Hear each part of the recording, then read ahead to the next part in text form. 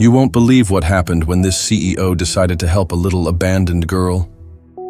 She wasn't just any girl, she was the god of wealth. In just 3 seconds, she made him 10 million. Don't blink because this miracle happens fast. Like, share, and subscribe for more unbelievable stories like this.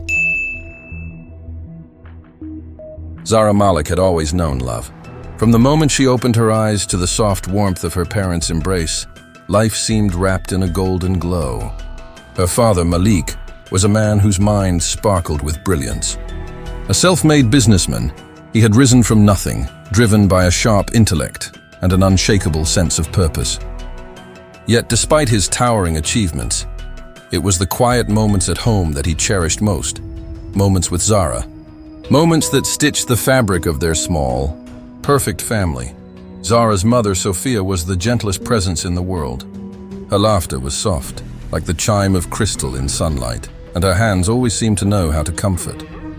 She was white, fair-skinned, with hair the color of autumn wheat, and a kindness that softened Malik's often intense demeanor.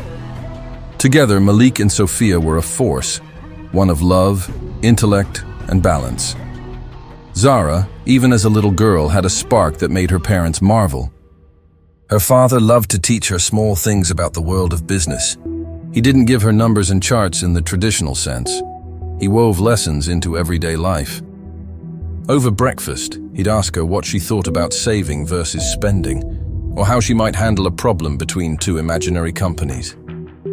At night, after stories were read and tucked-in kisses were exchanged, Malik would whisper little tips about negotiation and strategy, always careful to make them understandable to his 12-year-old daughter. It wasn't just business. Zara had a natural curiosity that extended to everything: art, history, and the quiet magic of observing people. She had a memory like a steel trap and an instinct for noticing the little details others missed. Sophia encouraged this, nurturing her creativity. Together, the three of them would spend weekends painting, cooking, and taking long walks in the park, discussing everything from how birds migrated to why people acted the way they did. These conversations, simple as they seemed, planted seeds in Zara's mind. She absorbed knowledge like sunlight, hungry to understand the world. Their home was a reflection of this love and care. It wasn't the grandest mansion. Malik preferred modest luxury, with clean lines and thoughtful design. But it was warm. Every room had light filtering through large windows, a faint smell of flowers from Sophia's endless bouquets, and a subtle hum of life that made even quiet moments feel significant. On one side of the living room, Zara's father had a small office where he kept books and papers. He often let Zara sit on a cushion nearby, flipping through ledgers and pretending to analyze markets alongside him. Malik never underestimated her, not even in play. Zara's world was a blend of laughter, learning, and security, so secure that she couldn't imagine the world outside it would ever be cruel. She had friends at school, yes, but home was the center of her universe. Malik would sometimes tease her, saying, "One day, you're going to take over more than just this living room." Zara. She would giggle, not fully understanding what he meant, but feeling proud nonetheless. Life, in its quiet perfection, also had lessons of resilience. Malik wanted Zara to be prepared, not just for success, but for disappointment. He would tell her, "You'll meet people who don't understand your worth. Some will judge without knowing, but the key is to never let them dictate who you are." Sophia, always by his side, would add her wisdom in gentle tones. "Kindness is your armor, love your shield, and always, always trust your mind, Zara." These words would echo in Zara's mind long after bedtime, shaping her into someone both perceptive and compassionate. By the time Zara turned 12, she had already internalized much of her father's teachings. She could see patterns in people's behavior, understand value in both objects and ideas, and think several steps ahead in her little games of negotiation and trade with friends. Malik took great pride in her aptitude. He often remarked to Sophia, "She's going to do amazing things. Mark my words. There's a fire in her." It was during this time that Zara's life was irrevocably intertwined with her parents' tragedy. Malik and Sophia had been traveling for business, a rare trip together, meant to celebrate their latest company milestone, when the news came. The plane crash was sudden, unthinkable, and absolute. Zara, who had been staying at home with a trusted nanny for a few days, felt the world shatter around her. One moment she had two parents who were her universe. The next, she was alone. The grief was overwhelming, but Zara's mind, so accustomed to observation and calculation, sought answers even in chaos. She asked questions no child should have to ask. Why them? Why me? Could anything be done? The adults around her faltered under the weight of their own sorrow, leaving her to navigate the first taste of real despair largely on her own. After the funeral, which was a blur of black suits, whispers, and condolences, Zara was sent to live with her maternal uncle, Stanley. On the surface, he seemed kind. He spoke in measured tones, smiled politely, and promised to take care of her. But it didn't take long for Zara to sense the subtle contempt behind his gestures. Stanley was a man who had never understood Malik's success, never respected his intelligence, and though he would never admit it aloud, resented the fact that a black man had built a legacy that now touched his family.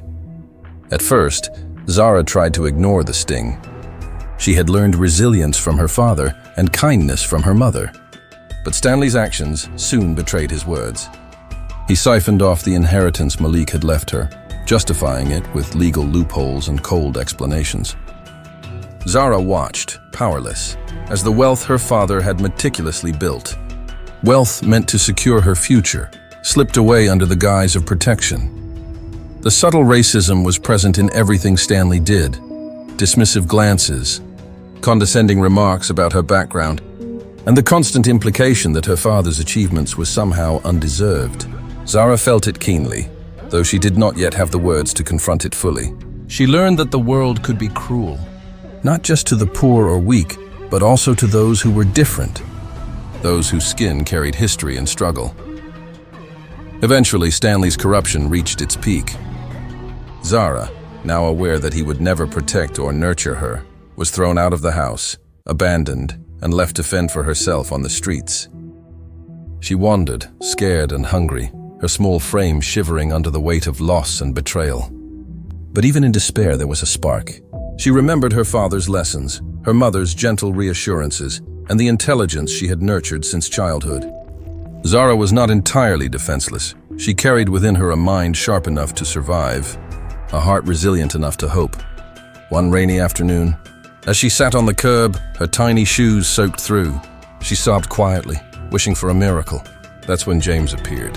The CEO, a man with a commanding presence but eyes full of empathy, noticed the small figure huddled on the sidewalk. Something about her, the way she carried herself, even in fear, tugged at him. He approached slowly, kneeling to her level, offering a hand and a gentle question. "Are you okay, young lady?" Zara looked up, wary but desperate. In that moment, a flicker of hope ignited. For the first time since her parents' death, she felt that maybe, just maybe, there was someone who could see her worth, not for her inheritance, not for her color, but simply for who she was. Little did James know. The girl he rescued was no ordinary child. Zara Malik carried within her a secret far greater than any fortune. She was the god of wealth, a being capable of turning destiny itself with a thought. Her father's brilliance had only scratched the surface. Now, empowered by the divine potential coursing through her veins, Zara was ready to transform the lives of those who dared to see her for who she truly was. The streets, the betrayal, the racism, it was all a prelude. The real story, the miraculous twist of fate, was only just beginning. After Stanley threw her out, Zara wandered the city streets, a small figure swallowed by the towering buildings and cold, indifferent crowds. The city was no longer a place of laughter and sunlight. It was a jungle of concrete, steel, and shadows. Cars roared past, indifferent to the fragile girl who clutched her knees, shivering under a threadbare coat. Rain soaked her hair and dripped down her face, mixing with tears she could no longer control. At 14, she was too young to work, too small to demand respect, and too vulnerable to ignore the harsh realities of life. Hunger gnawed at her stomach, her hands ached from clutching the meager belongings she had salvaged, and every stranger's glance carried the potential for ridicule or worse. She felt the sting of her skin in ways she hadn't known before. The world judged her, not for who she was, but for the color she inherited from her father. People looked at her, some with pity, others with thinly veiled disdain, as if being black and alone automatically meant she was less. The subtle racism that had started with her Uncle Stanley now extended to the streets, though in more insidious ways. Shopkeepers would ignore her, guards would shoo her away, and whispers followed her wherever she went. One afternoon, a group of teenagers mocked her as she tried to find shelter under an awning. "Go back where you came from, street rat," one sneered, their laughter cruel and sharp. Zara bit her lip, suppressing the urge to lash out. She remembered her father's lessons: patience, observation, thinking 3 steps ahead. Survival meant more than pride. It meant life. Food became the first and most urgent challenge. She scavenged scraps behind restaurants, accepted cold generosity from strangers who noticed her trembling frame, and learned the intricate rhythm of urban survival.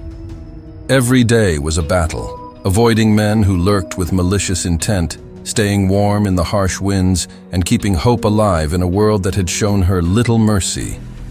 But Zara wasn't entirely helpless. Her father's teachings, subtle as they had been, had instilled in her an extraordinary mind. She quickly learned patterns: which street corners were safe, which vendors would give her leftovers, and how to avoid attention without disappearing completely. She became a ghost in the city, invisible when necessary, but always watching, always learning. Despite the constant struggle, Zara's intelligence shone through. When she noticed a small discrepancy in how a vendor priced items, she would quietly point it out, earning a small favor or food in return. She used her memory to track schedules, anticipating movements in the streets, and avoiding dangerous encounters. Even in desperation, she displayed glimpses of brilliance that few could comprehend. The loneliness, however, was unbearable. Nights were the hardest. Wrapped in tattered blankets under bridges or behind closed storefronts, she often whispered to herself, telling stories to keep her mind alive. She would imagine her parents beside her, Malik explaining the world, Sophia laughing softly. These visions were bittersweet. They comforted her, yet reminded her of the life stolen from her. The weight of grief pressed down, but Zara had no choice but to endure.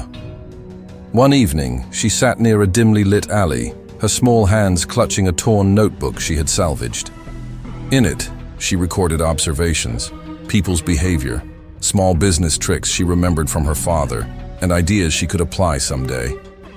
Even as she lived on the streets, her mind refused to be defeated. She sketched out plans for enterprises she might one day build, calculations of profit margins she remembered from Malik's explanations, and reminders of resilience her mother had embedded in her heart. It was during this period that Zara began to notice a pattern in human behavior that went beyond survival. People underestimated her because she was small, black, and alone. But with the sharpness of her intellect, she realized this gave her an advantage.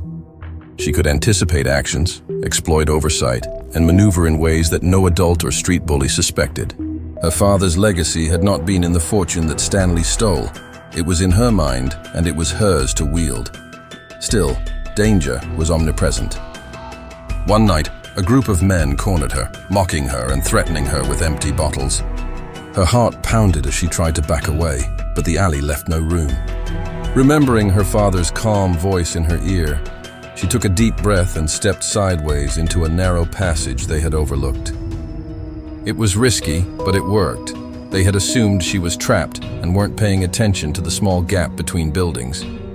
She slipped through, heart racing, and ran until the shadows of pursuit disappeared. Through these daily battles, Zara's sense of injustice simmered.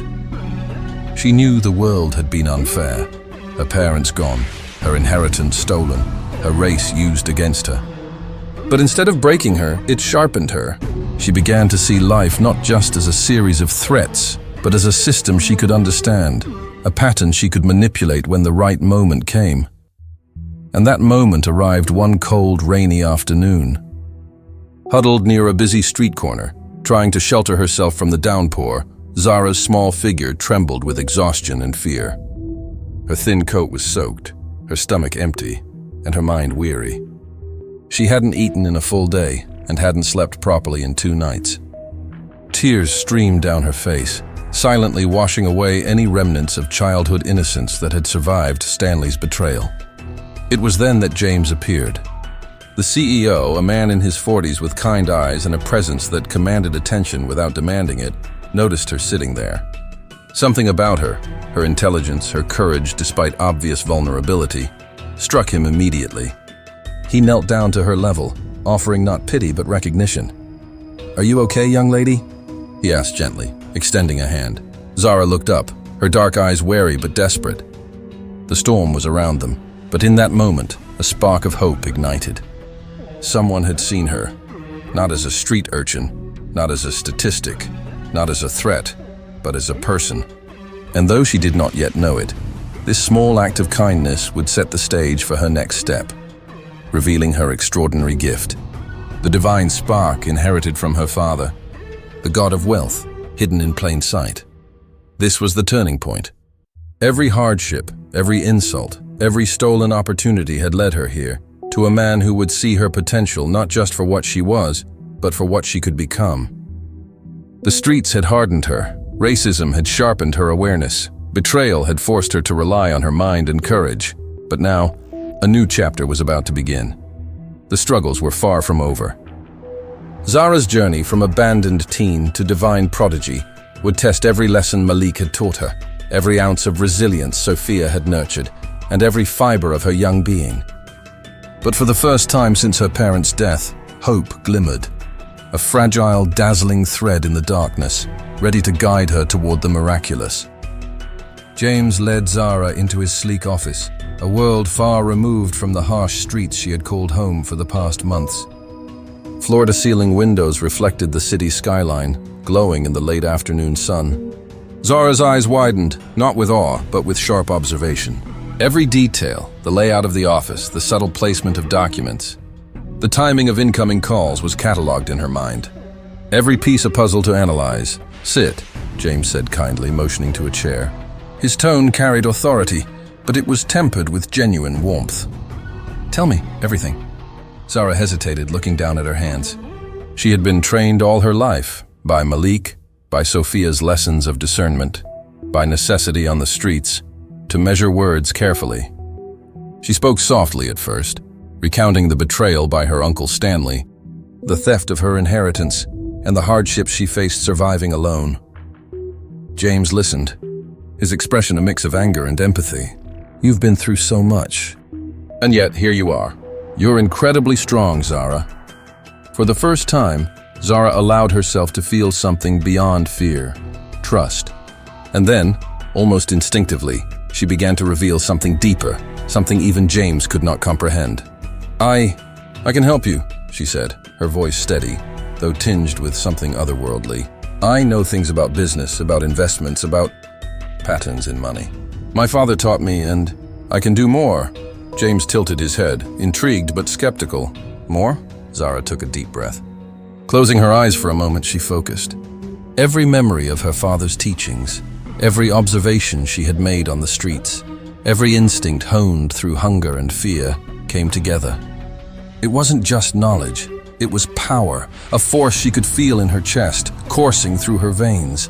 Her hands hovered over a tablet James had placed before her.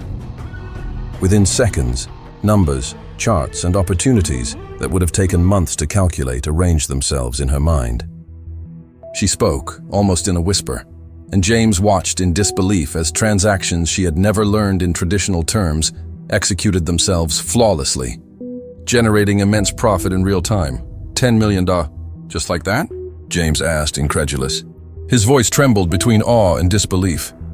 Zara opened her eyes, their depths gleaming with an unnatural brilliance. Yes, just like that. My father's lessons, and something more.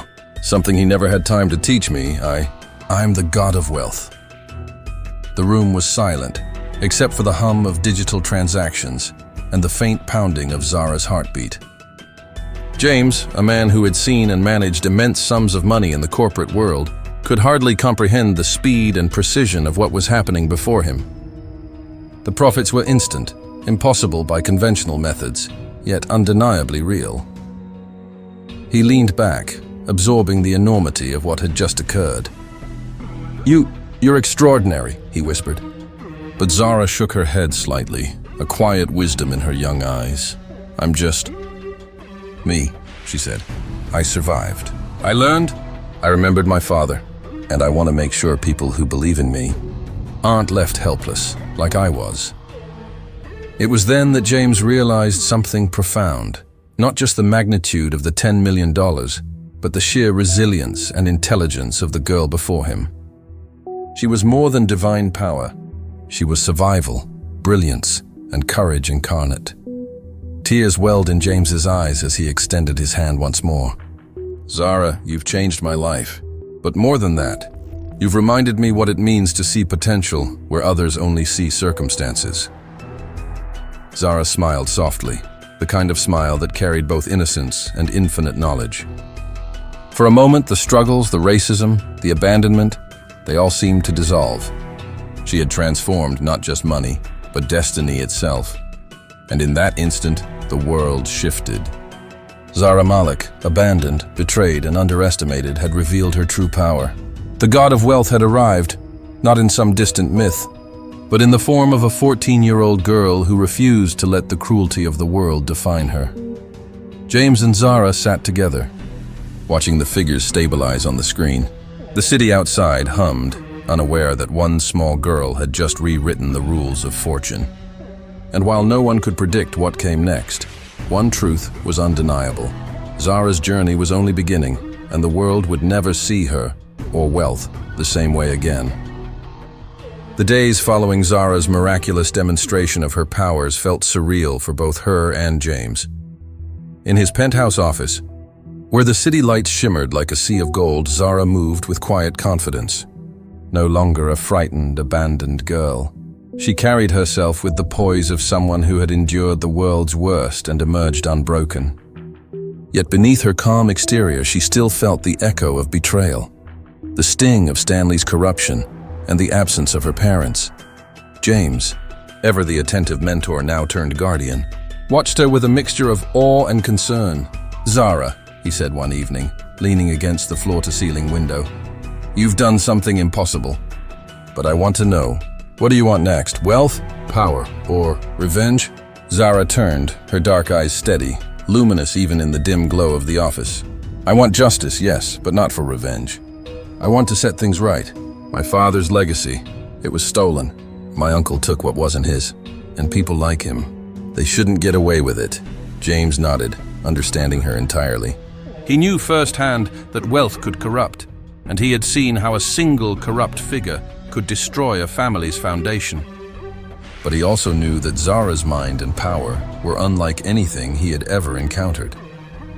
Together, they began to trace Stanley's corruption, uncovering the financial maneuvers he had used to siphon Malik's inheritance.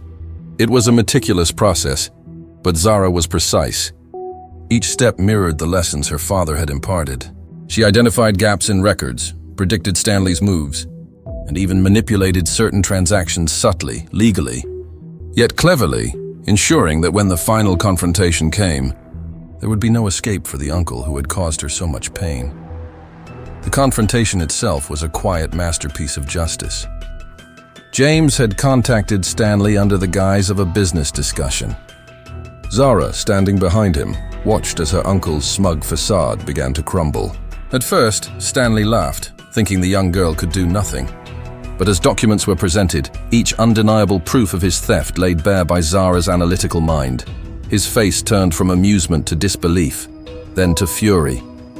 You can't do this!" Stanley shouted, his voice cracking with rage. "You're just a child." Zara met his gaze evenly. "I am a child," she said softly, "but I am not powerless. And I am not alone. Justice doesn't care about age. It cares about truth." Legal authorities, who had been alerted discreetly by James, arrived soon after, and Stanley was forced to confront the consequences of his greed. All of Malik's stolen assets were returned to Zara, secured in a trust that ensured they could never be taken from her again. She felt a profound sense of closure, not just for the money, but for the betrayal, the subtle racism, and the years of fear and abandonment. Yet wealth alone was not the culmination of Zara's journey. In her new life with James, she began to explore the extent of her divine power. The city became her laboratory, a canvas upon which she could test her abilities and reshape the world around her. Small miracles first, turning failing businesses into thriving ventures with a few whispered calculations, aiding those in need by predicting market trends and ensuring timely aid, and quietly influencing events to prevent disasters she foresaw. James was her partner, protector and witness to these extraordinary feats. Though a successful CEO in his own right, he often marveled at Zara's instincts. "It's like she can see the future in numbers," he told a friend once, shaking his head in disbelief. But Zara, ever humble, insisted that it was not fortune-telling, it was vision, intelligence, and compassion combined with a gift she did not fully understand herself. As the weeks turned into months, Zara's presence began to ripple outward. Her father's company, now restored under her guidance, became more than a business. It became a beacon of fairness, innovation, and opportunity. She implemented programs to help abandoned children, mentorship initiatives for young women in business, and community projects designed to lift the underprivileged. All of this flowed from the lessons Malik had given her, polished by the hardships she had endured and the extraordinary power she carried within. Despite the miraculous changes she was enacting, Zara remained grounded. She often thought of the streets she had once navigated, the cold nights and hunger, and the fear that had been constant. She remembered her father's voice, her mother's warmth, and the sharp sting of her uncle's betrayal. Those memories fueled her determination, reminding her that her power was not just for wealth, but for creating a better, fairer world. One evening, as the city shimmered below, Zara sat with James in his office. Looking out at the skyline, the lights reflected in her eyes, and for a moment, the weight of her past seemed distant, almost like a faded shadow. "Zara," James said softly, breaking the silence. "Do you ever feel lonely, even with all this power, all this success?" She considered his question carefully. "Sometimes," she admitted. "But I've learned that loneliness doesn't define you. Your choices do. And even if you are alone, you can choose to make the world better for others. That choice, that's what matters." James smiled, deeply moved. "You've grown into someone extraordinary, Zara. Not just because of what you can do, but because of who you are." The next phase of Zara's journey took her beyond mere business or wealth. She began to see patterns not only in money, but in human behavior and societal structures. The subtle injustices she had endured, racism, neglect, betrayal, were mirrored in the lives of countless others. And with her gift, she could intervene. Small businesses that were failing suddenly thrived. Communities that had been overlooked received resources at the exact moment they needed them. It was almost imperceptible to the outside world, but every action carried weight. Yet even with such power, Zara remained a young girl at heart. She laughed at small joys, reveled in her friendship with James, and occasionally, when the city was quiet at night, allowed herself to remember Malik and Sophia, smiling through tears. She had lost them, yes, but she carried their wisdom and love as a torch to light her path. One remarkable afternoon, news of a massive charitable initiative orchestrated by Zara went viral. A failing neighborhood, struggling with schools, employment, and healthcare, suddenly saw unprecedented improvement. The public marveled, wondering how such miracles could happen. No one knew that a 14-year-old girl, abandoned and underestimated, was quietly rewriting the rules of wealth and influence, guided by divine instinct and human compassion. Through it all, Zara never forgot her roots. She revisited the places she had slept, the corners of the streets she had feared, and the shadowy alleys where survival had been a daily test. And every time, she left a small token, a donation, a food parcel, a scholarship, ensuring that those who were still struggling would have a chance to rise, just as she had. As months passed, the world began to recognize the figure behind these transformations. Rumors swirled about a young prodigy, a mysterious benefactor, a girl who seemed to have a mind far beyond her years. And yet Zara remained enigmatic, appearing only when necessary, speaking softly and always acting with the precision and wisdom of someone who had survived life's harshest lessons. Her relationship with James deepened into one of mentorship, friendship, and mutual respect. He often marveled at her ability to balance brilliance with humility, power with compassion, and divine insight with the heart of a young girl who had endured loss beyond imagination. For Zara, he became the family she had been missing, a bridge between the love of her parents and the world she was shaping. One quiet evening, as they watched the sunset over the city skyline, Zara reflected on her journey. The pain of betrayal, the sting of racism, and the hardships of street life had been brutal, but they had forged her. Without them, she would not have understood the depth of human struggle, nor would she have wielded her power with the care and wisdom it demanded. "I've learned something important," she said to James, her voice calm and assured. "Power without compassion is meaningless. Knowledge without purpose is empty. And wealth is only valuable when it changes lives, not just numbers in a ledger." James nodded, tears glinting in his eyes. "You've already changed countless lives, Zara, and you've just begun." The city stretched before them, vast and complex, a mirror of the challenges Zara had faced.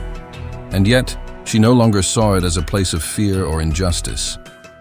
It was a canvas, waiting for her touch, guided by her brilliance, her heart, and the divine spark she carried within. In the end, Zara Malik became more than the girl abandoned by her uncle, more than the child who had suffered racism and betrayal. She became a symbol of resilience, of intelligence, of hope.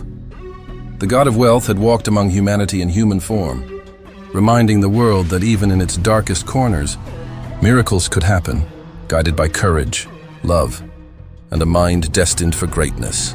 And as night fell, casting the city in a blanket of shimmering lights, Zara smiled softly, knowing that the legacy of Malik and Sophia lived on, not only in her wealth, not only in her power, but in every life she touched, every injustice she corrected, and every heart she inspired.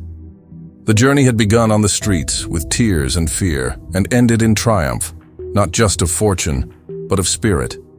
And somewhere, in the quiet spaces between destiny and action, Zara knew that the story was far from over. There were still lives to change, injustices to correct, and miracles to perform. But now, she faced the future unafraid, unstoppable, and luminous, a young girl who had become a legend before her time.